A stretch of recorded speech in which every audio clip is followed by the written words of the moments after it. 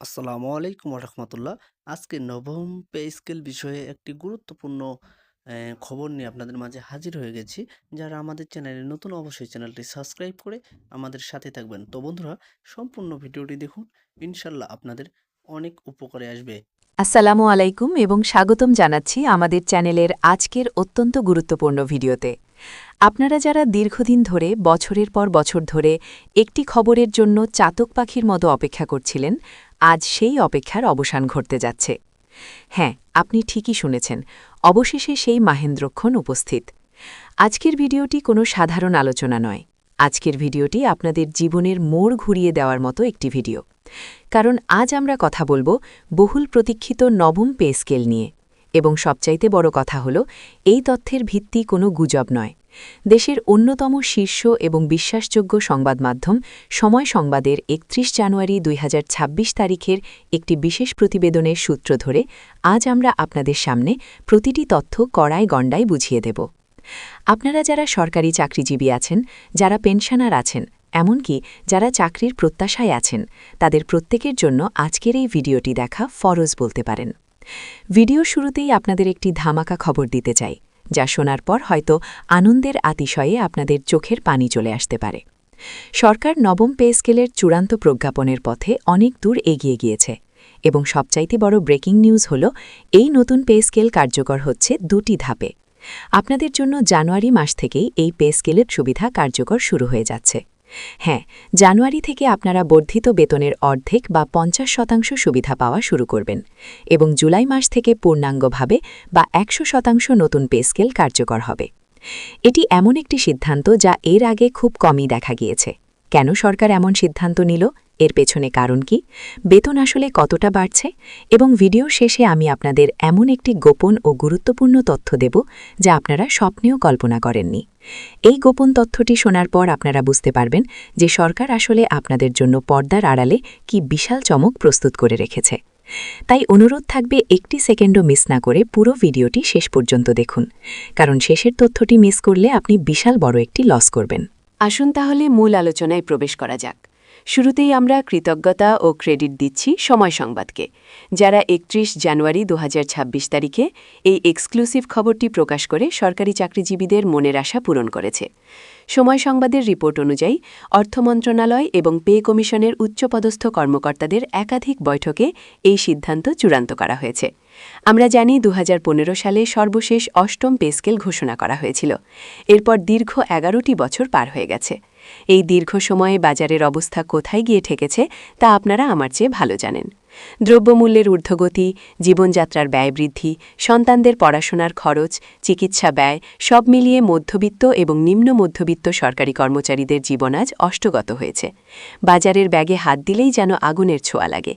এই পরিস্থিতিতে নতুন একটি পে স্কেল কোনো বিলাসিতা নয়, বরং এটি ছিল সময়ের দাবি। এটি ছিল আপনাদের বাঁচার অধিকার।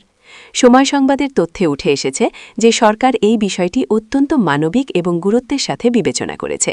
রিপোর্ট অনুযায়ী জানুয়ারি মাস থেকেই নবম পে স্কেলের আর্থিক সুবিধা বা ফিক্সেশন প্রক্রিয়া শুরু হচ্ছে। তবে যেহেতু পুরো প্রক্রিয়াটি সম্পন্ন করতে কিছুটা সময় লাগে, তাই সরকার সিদ্ধান্ত নিয়েছে যে জানুয়ারি থেকে জুন মাস পর্যন্ত অন্তর্বর্তীকালীন সময়টাতে মূল বেতনের বৃদ্ধির ৫০% সুবিধা কর্মচারীদের প্রদান করা হবে। একে আপনারা এরিয়ার বা বকেয়া সমন্বয়ের একটি বিশেষ ধাপ হিসেবেও বিবেচনা করতে পারেন। এখন প্রশ্ন হল, এই ৫০% সুবিধা আসলে কিভাবে কাজ করবে? ধরুন, নতুন পে স্কেলে আপনার বেসিক বা মূল বেতন হওয়ার কথা ৩০,০০০ টাকা, আর বর্তমানে আপনি পাচ্ছেন ২০,০০০ টাকা, অর্থাৎ আপনার বেতন বাড়ছে ১০,০০০ টাকা। এই জানুয়ারি মাস থেকে আপনি পুরো ১০,০০০ টাকা বাড়তি পাবেন না। সরকার আপনাকে জানুয়ারি থেকে জুন পর্যন্ত এই বর্ধিত ১০,০০০ টাকার অর্ধেক, অর্থাৎ ৫,০০০ টাকা করে অতিরিক্ত প্রদান করবে। অর্থাৎ জানুয়ারি থেকেই আপনার পকেটে বাড়তি টাকা আসা শুরু হচ্ছে। এটি নিঃসন্দেহে একটি বিশাল স্বস্তির খবর। এরপর আসছে জুলাই মাস। জুলাই মাস হল আমাদের অর্থ বছরের শুরু। সময় সংবাদের রিপোর্টে পরিষ্কারভাবে ইঙ্গিত দেওয়া হয়েছে যে জুলাই মাস থেকে আপনারা পূর্ণাঙ্গ নবম পে স্কেলের সুবিধা ভোগ করবেন, অর্থাৎ তখন আর অর্ধেক নয়, পুরো বর্ধিত বেতন। সাথে নতুন স্কেল অনুযায়ী বাড়ি ভাড়া, চিকিৎসা ভাতা এবং অন্যান্য সকল সুযোগ সুবিধা আপনার ব্যাংক অ্যাকাউন্টে যুক্ত হবে। এখন আপনাদের মনে প্রশ্ন জাগতে পারে, কেন সরকার জানুয়ারি থেকে অর্ধেক এবং জুলাই থেকে পূর্ণাঙ্গ কার্যকর করছে? এর পেছনে একটি অর্থনৈতিক ও কৌশলগত কারণ রয়েছে।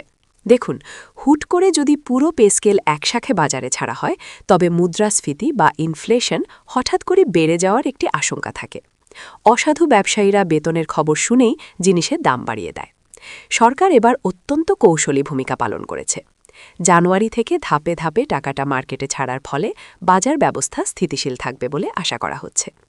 এটি আপনাদের মঙ্গলের জন্যই করা হয়েছে, যাতে এক হাতে টাকা পেয়ে অন্য হাতে বাজারের খরচ মেটাতে সেই টাকা শেষ না হয়ে যায়। সময় সংবাদের রিপোর্টে আরও একটি গুরুত্বপূর্ণ বিষয় উঠে এসেছে। সেটি হল গ্রেড বৈষম্য কমানো। আমরা বিগত অষ্টম পে স্কেলে দেখেছিলাম যে উপরের দিকের গ্রেড এবং নিচের দিকের গ্রেডের বেতনের মধ্যে একটি বিশাল পাহাড় সম পার্থক্য ছিল। বিশেষ করে 11 থেকে 20 গ্রেডের কর্মচারীরা সবচাইতে বেশি অবহেলিত ছিলেন। এবারের নবম পে স্কেলে এই বৈষম্য কমানোর জন্য বিশেষ নির্দেশনা রয়েছে। জানা গেছে নিচের দিকের গ্রেডগুলোর বেতন বৃদ্ধির হার উপরের দিকের গ্রেডের তুলনায় আনুপাতিক হারে বেশি হবে। অর্থাৎ যারা কম বেতন পান তাদের বেতন বৃদ্ধির পার্সেন্টেজ বা শতাংশ বেশি থাকবে। এটি একটি যুগান্তকারী সিদ্ধান্ত, যা সামাজিক সাম্য প্রতিষ্ঠায় ভূমিকা রাখবে। বাড়ি ভাড়া এবং চিকিৎসা ভাতার বিষয়েও বড় ধরনের পরিবর্তনের আভাস পাওয়া গেছে। বর্তমানে বাড়ি ভাড়া বেসিকের একটি নির্দিষ্ট শতাংশ হিসেবে দেওয়া হয়, কিন্তু বর্তমান শহরের বাসা ভাড়ার সাথে তা কোনোভাবেই সামঞ্জস্যপূর্ণ নয়। রিপোর্টে উল্লেখ করা হয়েছে যে শহরভিত্তিক বাড়ি ভাড়ার হার পুনর্মূল্যায়ন করা হচ্ছে। মেট্রোপলিটন এলাকা, জেলা, শহর এবং উপজেলা পর্যায়ে বাড়ি ভাড়ার সিলিং বাড়ানো হচ্ছে। পাশাপাশি চিকিৎসা ভাতা, যা দীর্ঘদিন ধরে নামমাত্র ছিল, সেটিও বর্তমান চিকিৎসা ব্যয়ের সাথে সামঞ্জস্য রেখে সম্মানজনক পর্যায়ে নিয়ে যাওয়ার প্রস্তাব চূড়ান্ত হয়েছে। এছাড়াও পেনশনারদের জন্য রয়েছে সুখবর। যারা সারা জীবন দেশের সেবা করে এখন অবসরে আছেন, তাদের কথাও সরকার ভুলে যায়নি। পেনশনারদের মাসিক পেনশন এবং এককালীন গ্র্যাচুইটির পরিমাণ নতুন পে স্কেলে উল্লেখযোগ্য হারে বৃদ্ধি পাচ্ছে। বিশেষ করে যারা 100% পেনশন সমর্পণ করেছিলেন, তাদের জন্য নতুন নীতিমায় বিশেষ সুবিধা রাখার কথা শোনা যাচ্ছে। এখন আমি আপনাদের একটু সতর্ক করতে চাই। পে স্কেল ঘোষণার সাথে সাথে আমাদের মধ্যে এক ধরনের অতি উৎসাহ কাজ করে, কিন্তু মনে রাখবেন, প্রজ্ঞাপন জারি এবং গেজেট প্রকাশ হওয়ার পর ফিক্সেশন করতে গিয়ে যেন কোনো ভুল না হয়। আপনাদের সার্ভিস বুকের তথ্য দিয়ে এখনই আপডেট করে রাখুন। সময় সংবাদ তাদের রিপোর্টে পরামর্শ দিয়েছে যে প্রতিটি কর্মচারীকে তাদের নিজ নিজ দপ্তরের হিসাব শাখার সাথে যোগাযোগ রেখে প্রয়োজনীয় কাগজপত্র প্রস্তুত রাখতে। কারণ জানুয়ারি থেকে টাটিকার হচ্ছে, তাই হাতে সময় খুবই কম। দর্শক, আমরা ভিডিওর প্রায় শেষ পর্যায়ে চলে এসেছি, কিন্তু আমি আপনাদের কথা দিয়েছিলাম যে ভিডিওর শেষে এমন একটি গোপন ও গুরুত্বপূর্ণ তথ্য দেব যা আপনারা আগে কখনো শোনেননি। এই গোপন তথ্যটি শোনার পর আপনারা হয়তো বিশ্বাসই করতে চাইবেন না, কিন্তু বিভিন্ন গোপন সূত্র এবং সময় সংগঠনের রিপোর্টের ভেতরের বিশ্লেষণে এই বিষয়টি স্পষ্ট হয়ে উঠেছে। আপনারা জানেন, প্রতি 5 বা 10 বছর পর পর পে কমিশন গঠন করা এবং পে স্কেল ঘোষণা করা একটি দীর্ঘমেয়াদী ও জটিল প্রক্রিয়া। এতে অনেক সময় নষ্ট হয় এবং কর্মচারীদের দীর্ঘকাল কষ্টে থাকতে হয়। গোপন তথ্যটি হল, সরকার এই নবম পে স্কেলের মাধ্যমেই হয়তো সনাতন পদ্ধতির পে স্কেল প্রথা চিরতরে বিলুপ্ত করতে যাচ্ছে। হ্যাঁ, আপনি ঠিকই শুনেছেন, ভবিষ্যতে আর কোনো দশম পে স্কেল নাও হতে পারে। এর পরিবর্তে সরকার চালু করতে যাচ্ছে লিভিং কস্ট অ্যাডজাস্টমেন্ট সিস্টেম বা LCS। এর মানে হলো প্রতি বছর বা 2 বছর পর পর দেশের মুদ্রাস্ফীতি বা ইনফ্লেশন রেট অনুযায়ী আপনার বেতন স্বয়ংক্রিয়ভাবে বেড়ে যাবে। এর জন্য আর কোনো আন্দোলনের দরকার হবে না। না, কোনো পে কমিশনের দরকার হবে না। বাজার দর বাড়লে কম্পিউটারের সফটওয়্যার অটোমেটিক আপনার বেতন বাড়িয়ে দেবে। এই নবম পে স্কেলের গেজেটের সাথে বা এর পরবর্তী ধাপে এই ঐতিহাসিক ঘোষণাটি আসার প্রবল সম্ভাবনা রয়েছে। এটি যদি বাস্তবায়ন হয়, তবে এটি হবে বাংলাদেশের সরকারি চাকরির ইতিহাসে সবচাইতে বড় বিপ্লব। আপনারা আর বেতনের জন্য রাজপথে নামতে হবে না।